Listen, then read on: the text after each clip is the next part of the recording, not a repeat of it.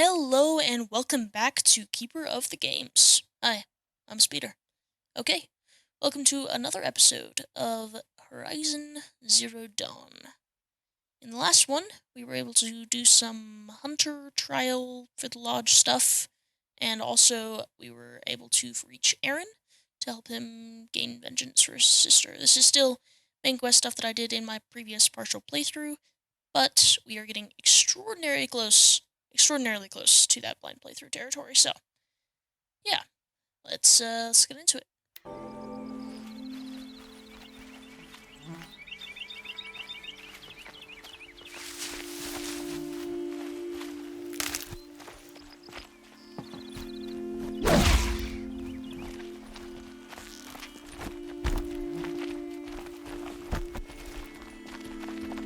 Why would Ursa come all the way out here? I don't know. It doesn't make sense.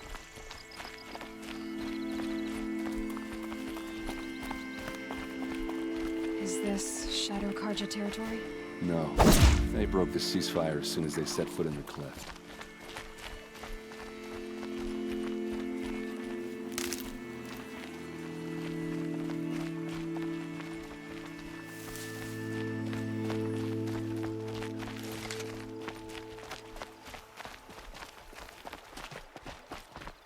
Almost there.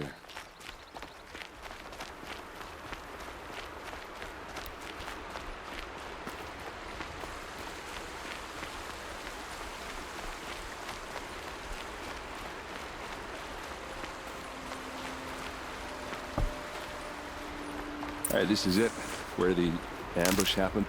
Our soldiers have been over it, but maybe that fancy artifact of yours can find a clue or something. Please. I need to find the bastards that These did look this. like drag marks.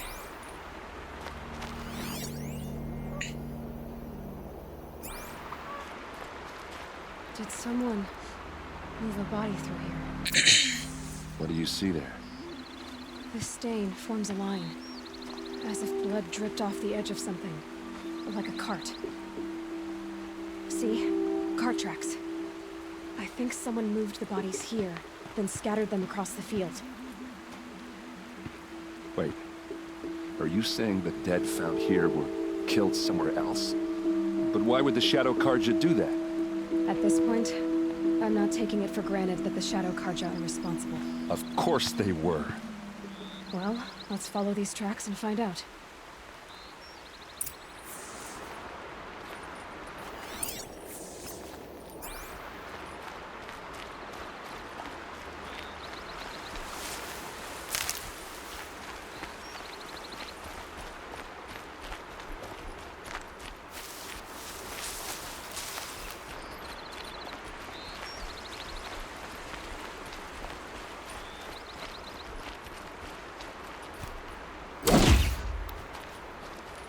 Keep feeling like I'm in tears.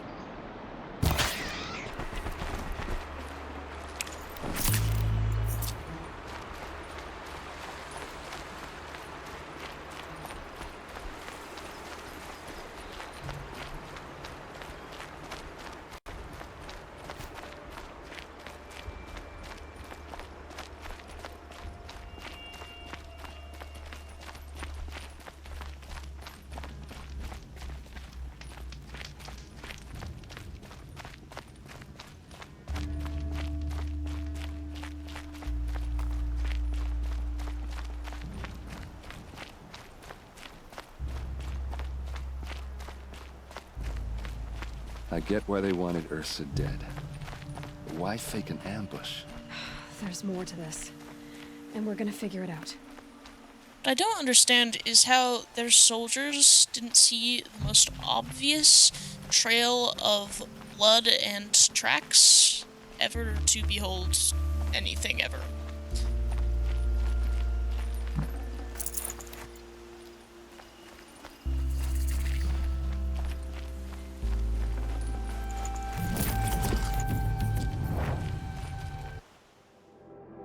A cracked and battered vessel, once dear to the old ones. Shomai World Tour 2053 is spelled among faded colors. Sets of ancient vessels can be traded in Meridian for valuable rewards.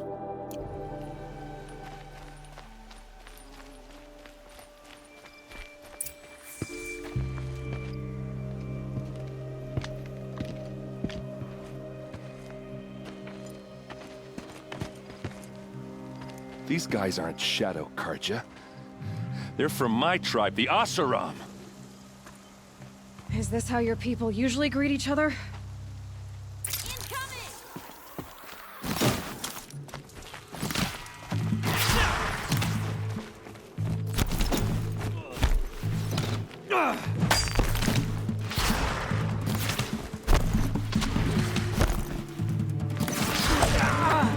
Pick them up! One by one!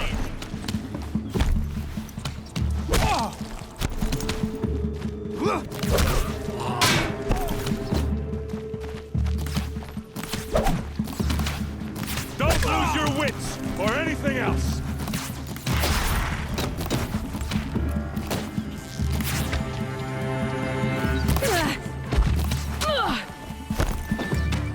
And This is what you... I am not doing this very well.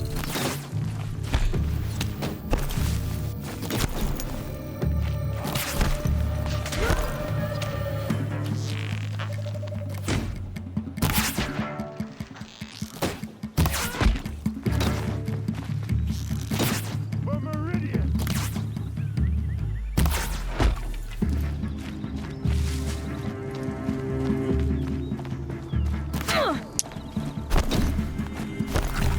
Right here!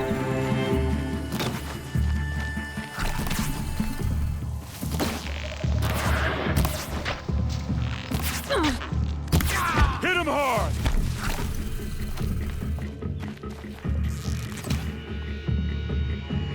Uh-oh. What's that? I think it's calling in machines. Get ready. That's great. We're close! Give it everything you got! Ravager. Right. Remind me. Have I fought a Ravager in this playthrough? I don't know. Weak to fire. On the body. The freeze canister is weak to freeze and tear. Everything but the body is weak to tear.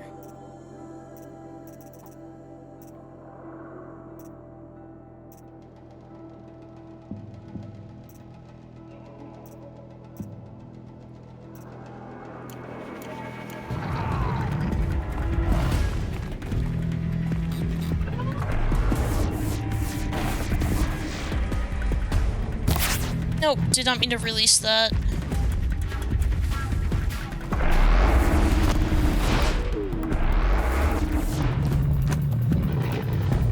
Up! Spread out!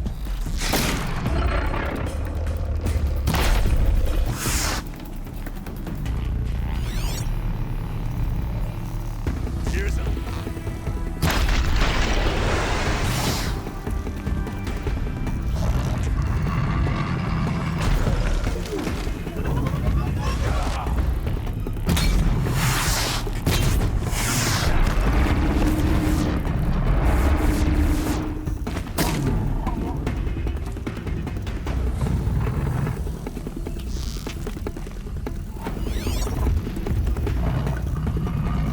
Now they're hunting me. Ah.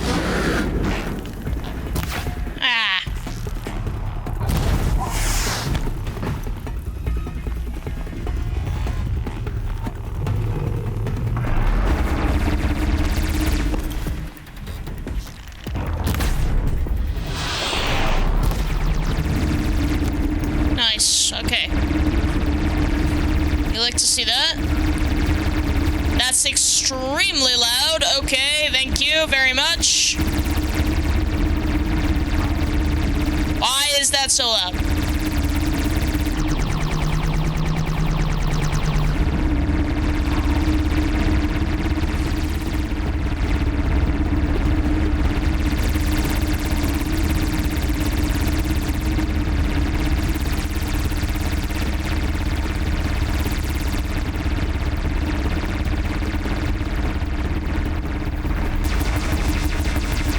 I dropped it!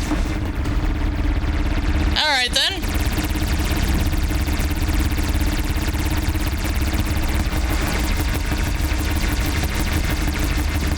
Yep, I'll use that.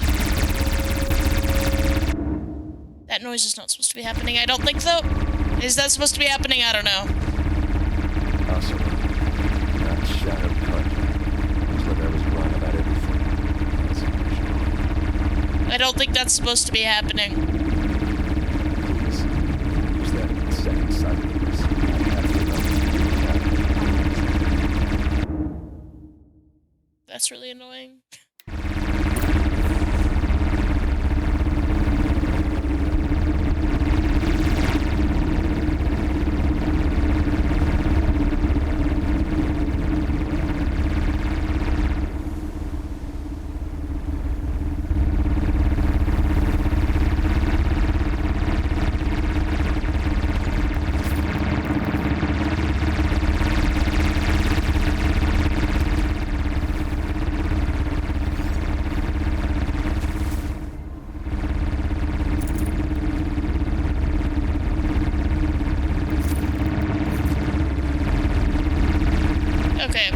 Okay.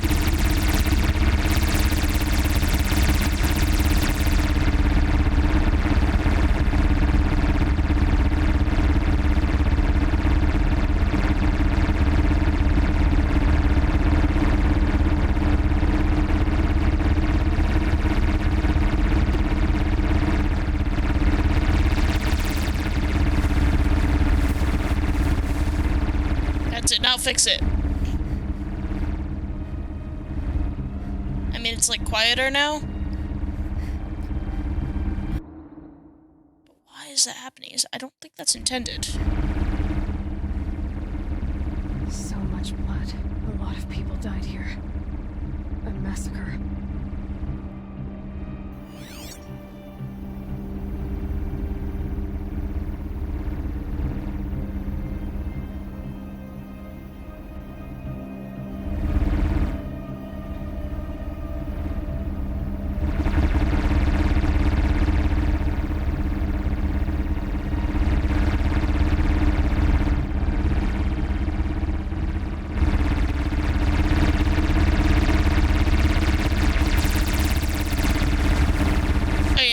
This area is just like stuck on that noise. Can we not, please? If I could save and quit and reload this, I would, you know? But I don't know that I can. Because I don't have a campfire near enough to me.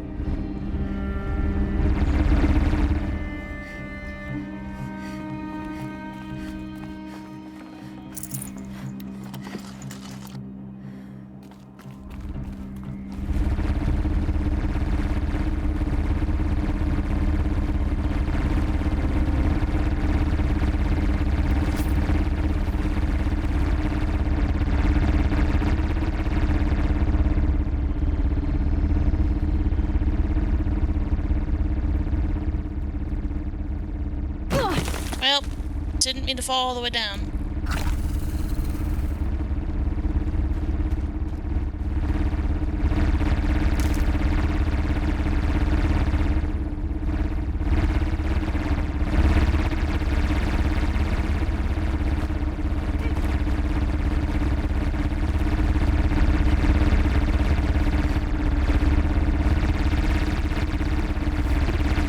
This is the most annoying thing. Okay. Screw it. I'm going to find a campfire. And I'm gonna see if that clears out the noise.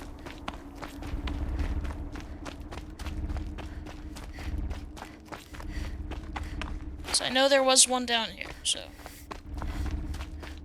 Yeah.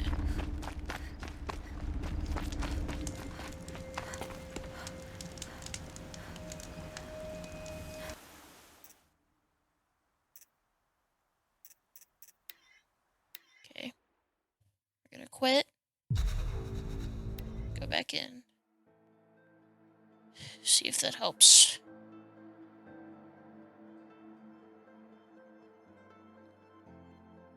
Because that doesn't feel intentional.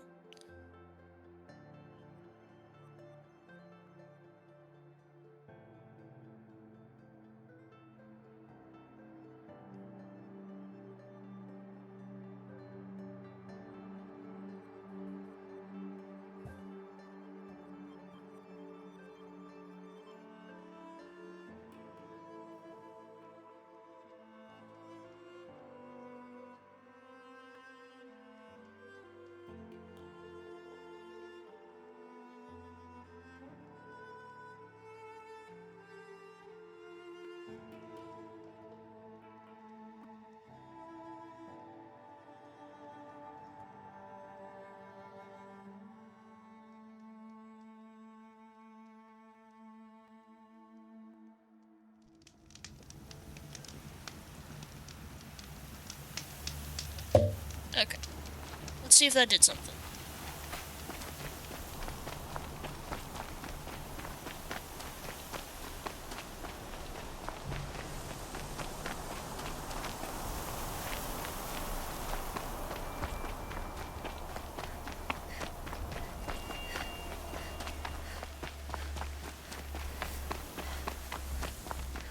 I think it did.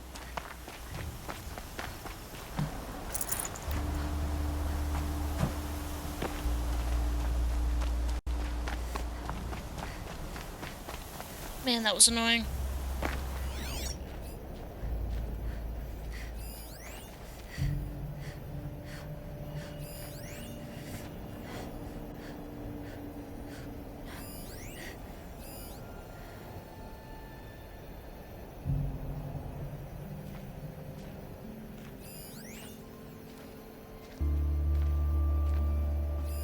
These look like Vanguard weapons.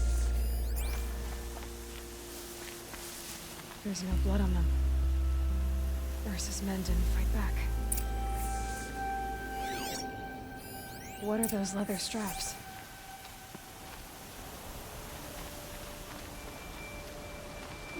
Those rocks are shattered.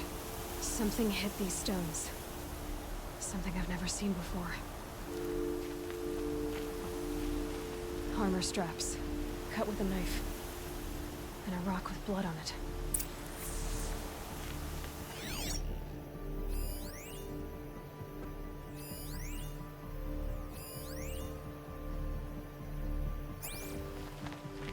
So much blood. A lot of people died here. A massacre.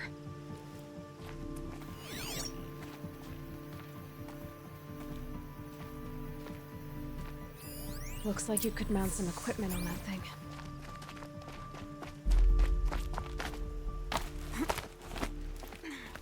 There, by the tripod. A used power cell.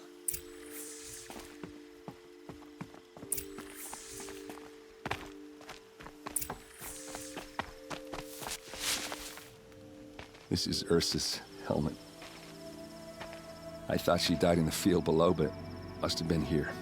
All this trickery. For what? Feels like it's just to torture me. I have a theory, but it takes a little imagination. So far, your theories are better than other people's facts. All right. I think the Oseram ambushed Ursa and her men with a new weapon. They mounted it on that tripod up there. It fires waves of force, maybe sound. Looks like it cracked the stone there. I think it paralyzes people instead of killing them. It dropped the Vanguard right there. No blood on their weapons. No fight. But why paralyze them if you're only gonna move them and gut them? They were trying to hide something.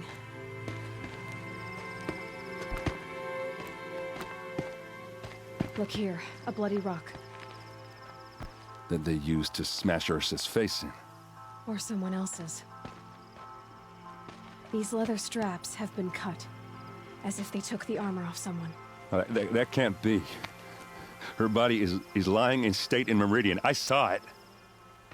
You said she was unrecognizable. Maybe they switched another body into her armor, someone around the same size, and mutilated it enough, so it could have been anyone. Even Ursa. Go back to Meridian. Take another look at that body. If it's really Ursa, of course I'm wrong. But if I'm right... Then my sister could be alive. I'm going. Meet me back there when you can.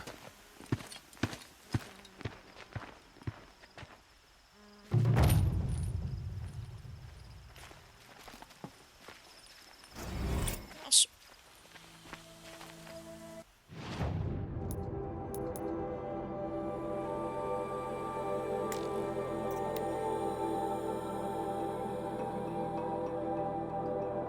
Alright.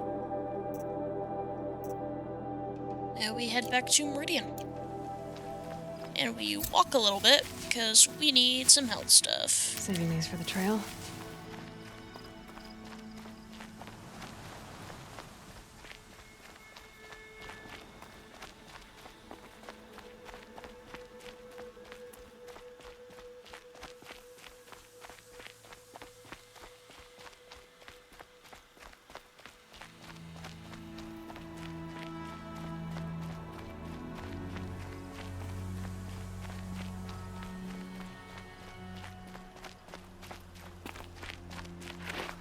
think I had the monitor on that desktop audio earlier because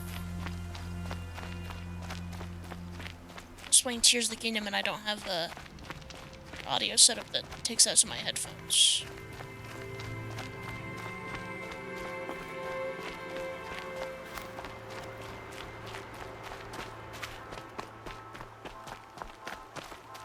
Stocking up. Oh, hey guys, how's it going? Hey, that got me the Ravager trophies that I needed though, so that's nice.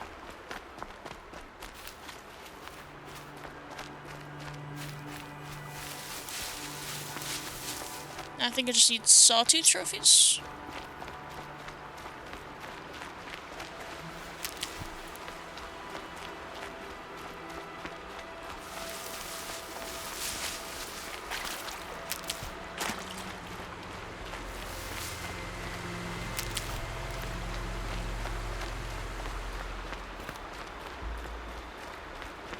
Lots of healing on this path, I wonder why.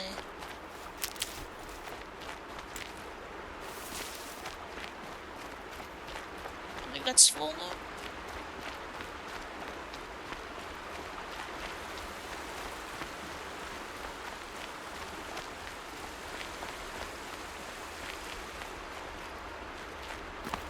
What's the destruction? Really? Oops.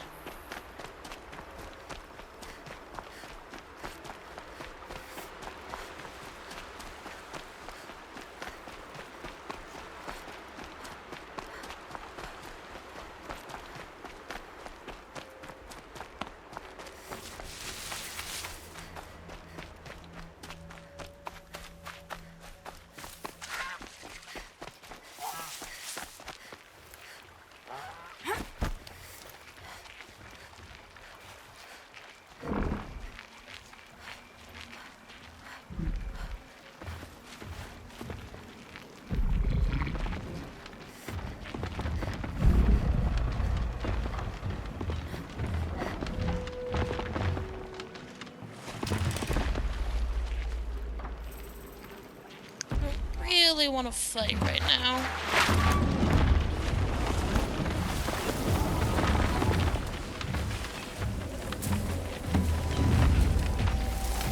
Okay, no more sneaking.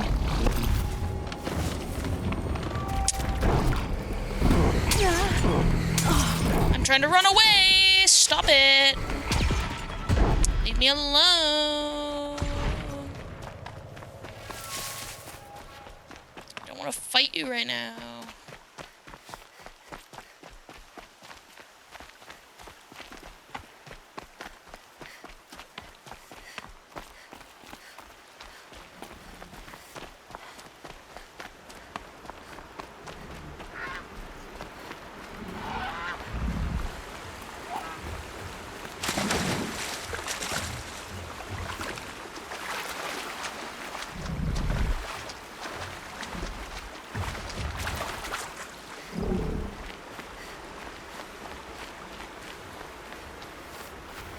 That won't bring the dead back, but it might save some others.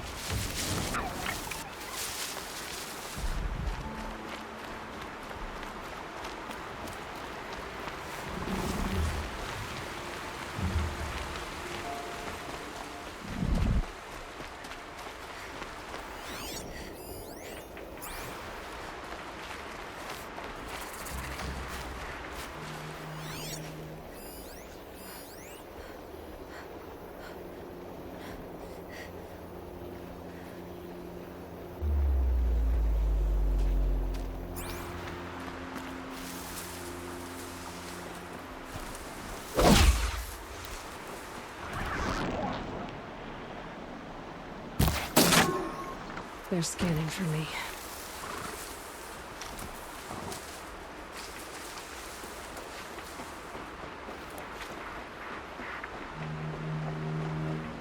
Just want your blaze, my friend.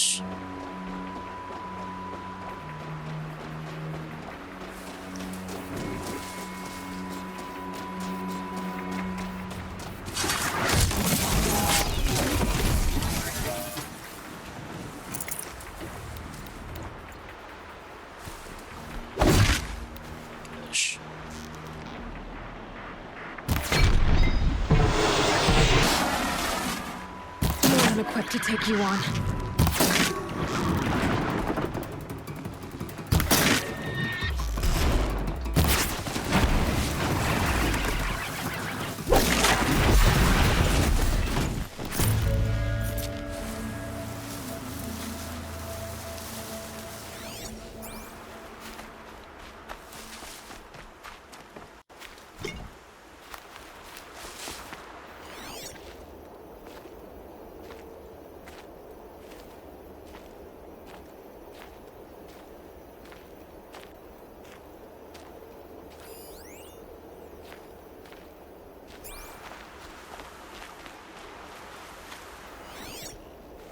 Look, I thought I knocked off another place. The other strider, did I not? I guess not. Huh.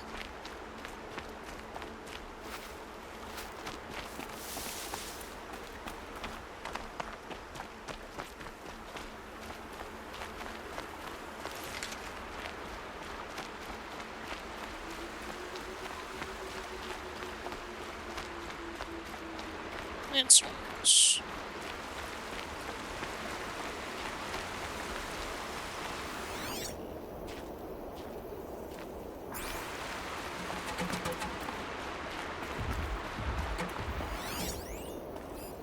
With a long leg. In the middle of them. That I don't really want to get mixed up with right now. Striders I can deal with. Lancehorns I could maybe deal with on their own, but I don't really want to mix a long leg into that.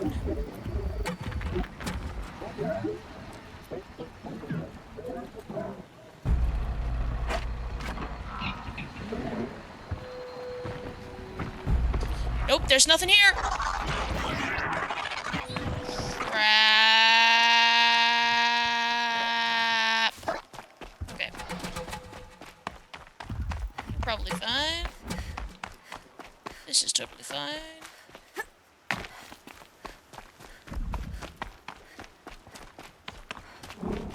Got one.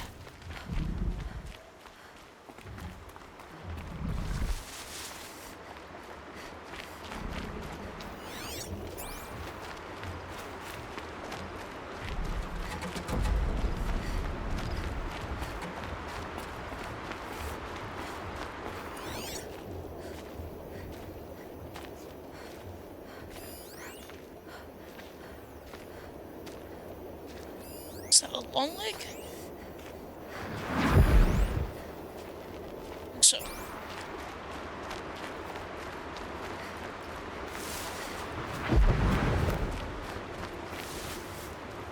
Let the sun shine on this victory.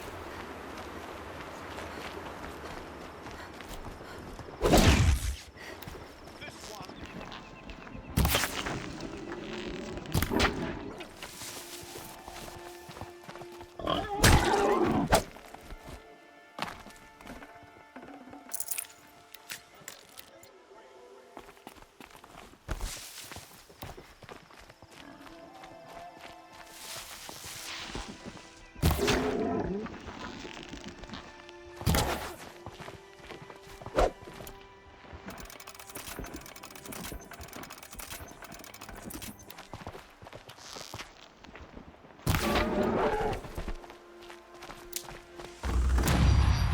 Nice, level 24. This'll last.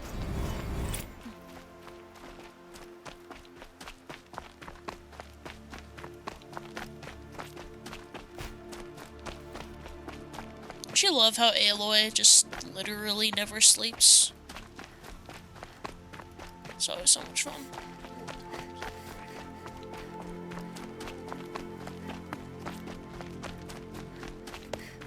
This isn't up to their usual standard.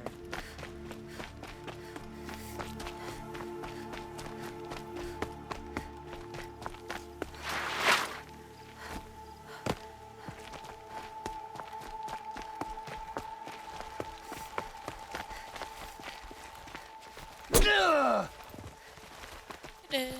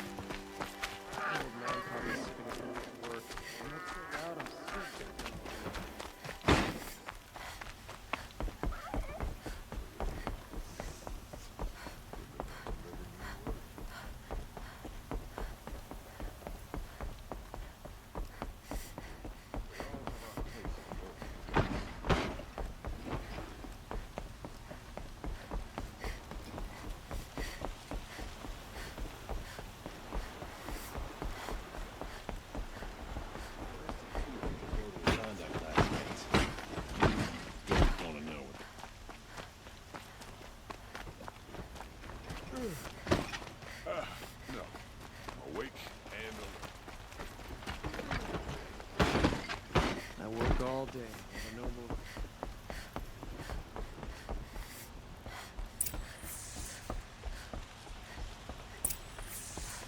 Greetings, Aloy. I am known as Blameless Murad. Please come with me. You're needed for an important consultation. What do you mean? Where's Erend? He's inside, attending the Sun King, where we should be without further delay. Follow me, please. All of these people are here to see the Sun King. Yes, and each has come to ask a favor of him. Unpleasant, but that's politics. The Sun King is eager to meet you, the machine tamer with a curious eye for detail. It's all very intriguing. I'm not here to intrigue you. Too late. First the Oseram get special treatment, and now Outlanders from the Savage East interested the Sun King haven't heard. Passed by some Outlander woman? Unacceptable. I've been here for 2 hours, and this Nora goes to the front of the line. Ignore them. Nobles are like children who whine when they don't get a second helping of dessert. What's the Sun King like? The most important thing is what he isn't like. His father. I think you'll find him to be a reasonable man.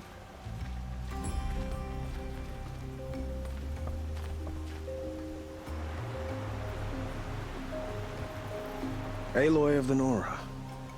She who sees the unseen. Welcome. It would seem you have done me a great service. Erend, tell her what you found. I checked Ursa's tomb. You were right, Aloy. The body is missing a scar below her right knee. I gave it to Ursa when we were kids, fighting over a toy sword. If the body is not Ursa's, then we must assume she is still alive. And I will not abandon her. We only know she was taken, not who took her. I can help with that. Ursa has an enemy among the Oseram. A warlord named Dervahl. Impossible. Every clan in the claim has been hunting for him since the liberation. He has to be dead by now. No other Oseram had the motive and ingenuity to lure Ursa into this trap. I expect to find him lurking somewhere near the border. I've already sent an agent to investigate. He'll be waiting for word from us at the marketplace in Pitchcliff. I can't move troops to the border without provoking the Oseram. But I could send a few vanguardsmen. And perhaps an exceptionally gifted Nora as well. Erend, Murad, let me discuss it with her privately.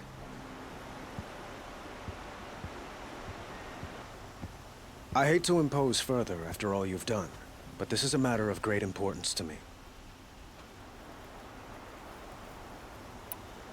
It sounds like Ursa means a lot to you. Without her Oseram vanguard, I would not have been able to liberate Meridian and end my father's brutal reign. Since then, it has been difficult to maintain peace between our tribes. But Ursa has a way of making her people see reason. So you see, I need her back at my side. And quickly. Who is Dervahl exactly? To understand Dervahl, you must first understand my father. He truly thought of himself as a sun god. His mind was broken.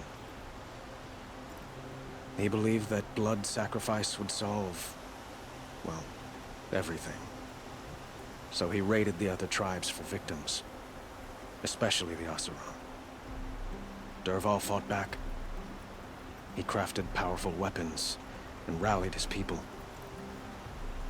My father responded with the ultimate cruelty. He captured Dervahl's wife and daughter and sacrificed them in the Sun Ring. So, why would Dervahl go to so much trouble to kidnap Ursa? He felt she betrayed him. She fought by his side until she realized he planned to raise Meridian and butcher its people. Then she came to me. Together, we stopped him and liberated the city from my father. Dervahl has spent every moment since trying to get revenge. Mostly on the other Oseram who fought with us.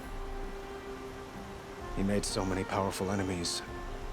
I thought we'd seen the last of him. I was wrong. I'd like to ask you something about the Sundom and its politics. By all means. They call you a sun god who killed his own father in order to unite the tribes in harmony. Is any of it true? They say you can see the invisible, split an arrow at 50 paces, and tame machines at a glance. How much of that is true? It's not too far off. Well, I would like to unite the tribes in harmony, but you saw how many courtiers I have to deal with first. Maybe next week. Quite a place you've got here. You can almost see the little people below the mesa. You don't approve? Well, I have a secret for you. Neither do I. But we must be patient. Change won't come in a single sunrise. But will it happen at all, while men live in palaces? It might. Eventually. If people like you help me bring it about.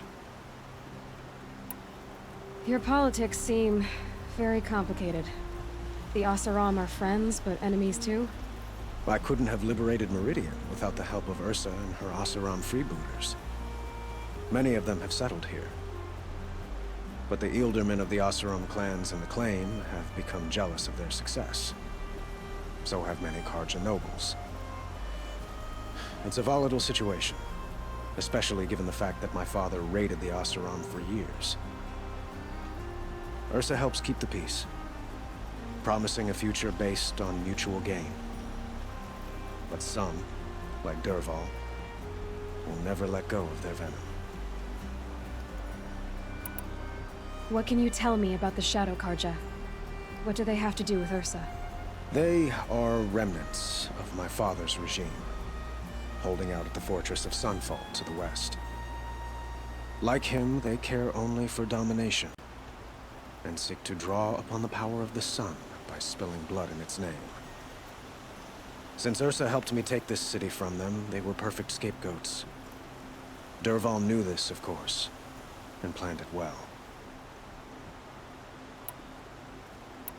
I need to get going. I know. Well, they say kings should never beg. But please, help me find Ursa. Who says that? Murad, for one. Don't hesitate to ask him or Aaron if you have further questions. Alright. Pretty sure, yep. There's a data point up here.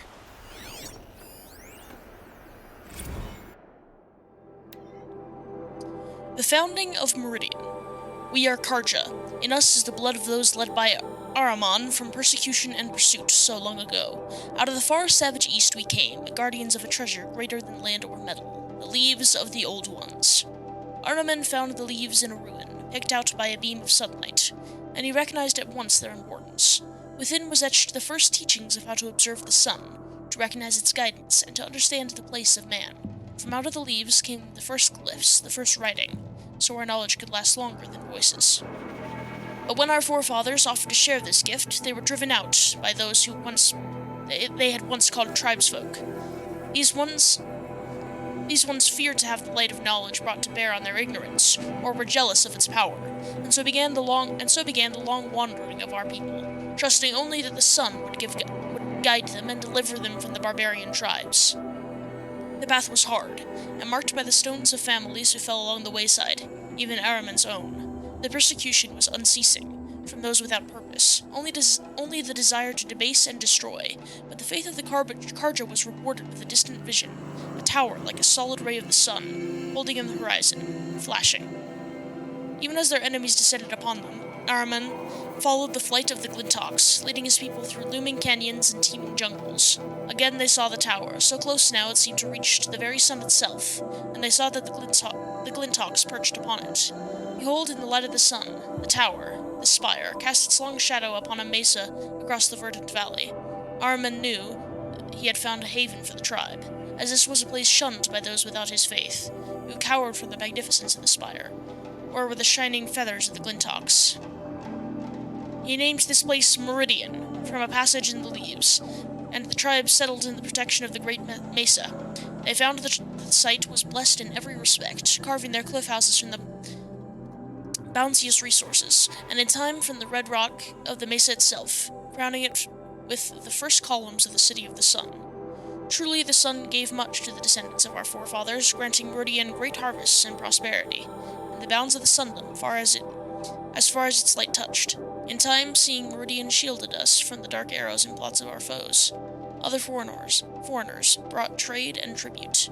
Holy Meridian, without spire and sun there would be no Meridian, but now and forevermore it stands as monument to both, and the glory of Ahriman and the founders is reflected anew in each Sun King of the Radiant line, and the noble houses of the Sun Court.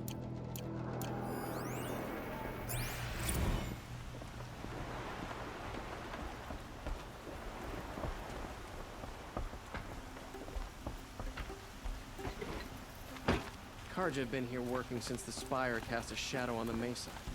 The Asaram are newcomers.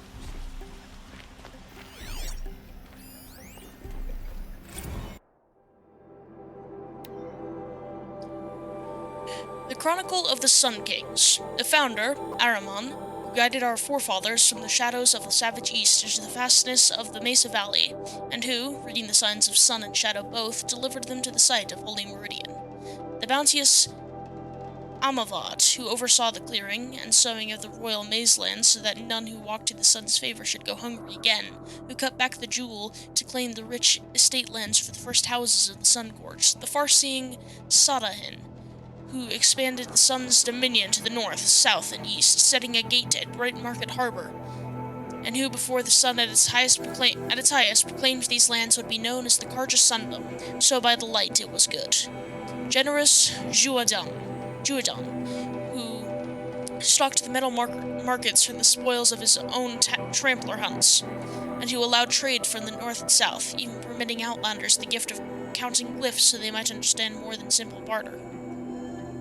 Zavarad, the pilgrim Sun King, whose tower was raised to the top of the ridge of Vales, who crossed the great waters of the daybreak so the Sundom might extend even further, and to honor this passage had the great blazoned arch raised on the far shores. Bold Arif, who saw the sun's passing into the west as a challenge, and forged after it with a great army to be pushed back 3 times at the great canyon lands that would be known as the Daunt, until the 4th time his cohort broke through and were vanished in the lands beyond.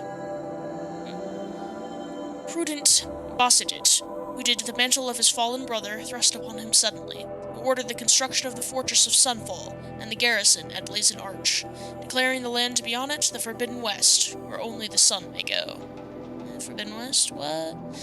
Kuvadin, the returner, who strove to bring civilization to the savage East, returned after many strenuous endeavors, saying it was no longer fit for the people of the sun, and called for the building of great towers and walls so this wild land might be observed safely. Ronan, the Firebird, who saw the Sundom suffer unprovoked attacks by the Tenekith horde, and who against the protest of his advisors accompanied his army to confront them. Under the sun he claimed victory, though he was so greatly scarred he wore his blazoned helmet from that day. Nahasis, who was a hunter as much as a Sun King, and called for the proudest men of the noble houses to prove themselves in competition beneath the sun, and that those who felled the greatest machines would be situated as the first Sunhawk and Hawks of the Hunter's Lodge. The illuminated Marzit, who the sun visited with visions so vivid and grand, he commissioned many statues and frescoes of his image in Meridian, and for his summer palace in Sunfall had the great citadel raised, where he remained painting until he took deathly ill from his own pigments.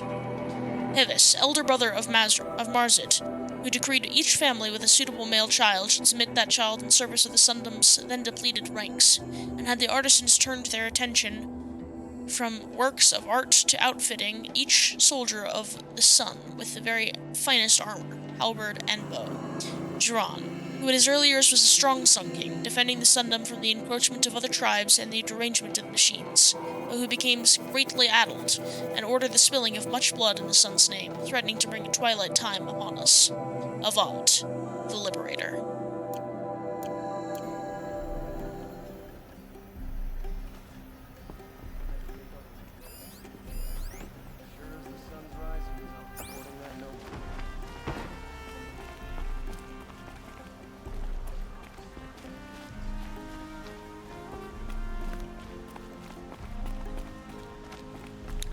check this whole area for any more data points.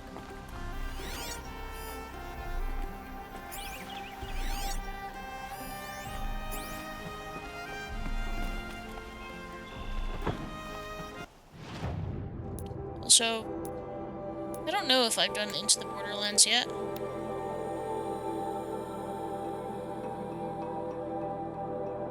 No, I think I have.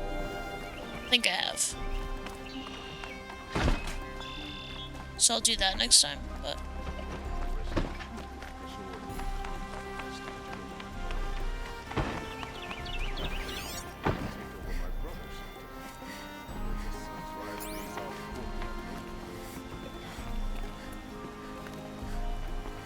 Be on your way. By the sun. I'm hoping for a better day tomorrow. You want to talk? I don't have time for Outlanders, especially you. Alright, I'm gonna go to a fire to end this off.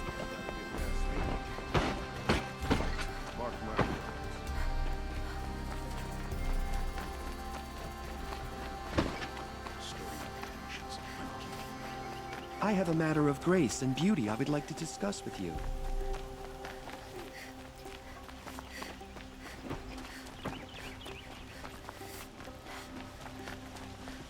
Long night last night.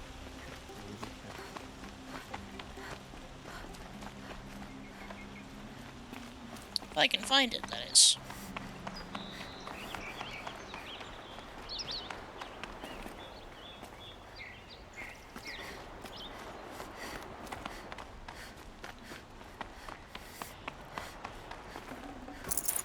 I think I've been out here.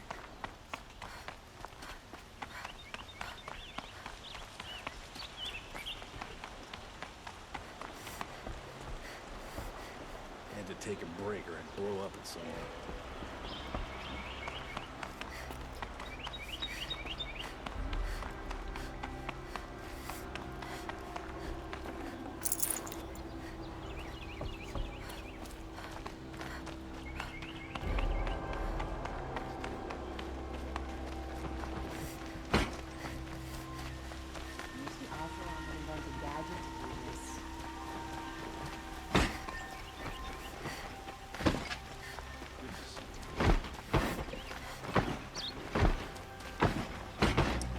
Well, I guess I'm saving outside of the city.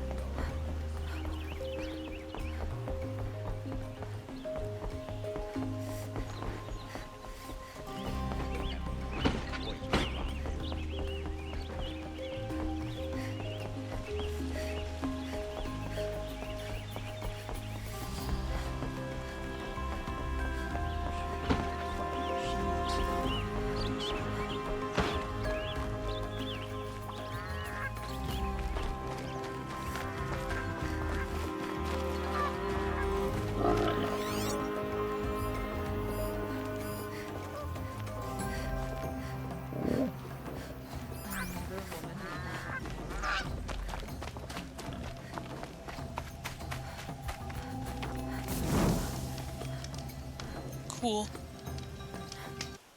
Well, I think that's where we're gonna need to end today's episode.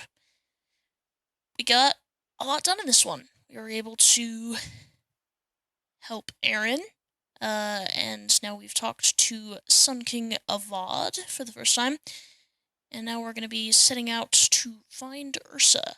But we will get into that part of it next time. So, thank you guys so much for watching, and I will see you all in the next one. Bye.